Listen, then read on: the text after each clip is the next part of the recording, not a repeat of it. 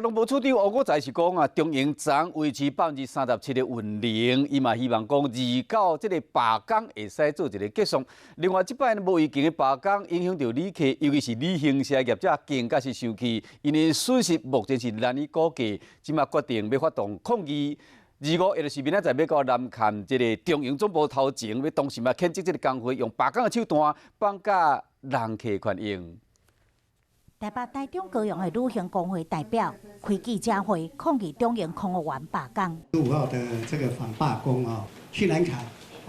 然后跟长荣航空公司抗议，然后再跟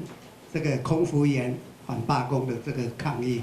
旅行工会动员上百人抗议行动，这次中营空服员无预警罢工，对6月20到30取消900外班次，签转业务旅行社有够无用的，罢工一天无解决，损失持续增加。长航空及桃园空服员职业工会应该承担全部的赔偿以及补偿的责任，一再滥用突击式的罢工手段，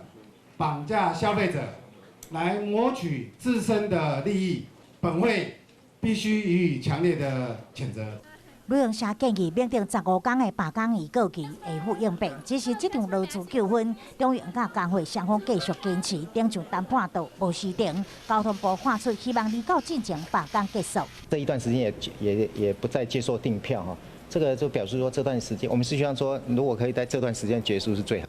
中营劳资是不是当伫6月底进前达成共识？因为素来7月份就是暑假旅游旺季，就惊罢工无停损点，航班取消，冲击持续扩大，旅客旅行社继续加做罢工事件，上无辜的受害者。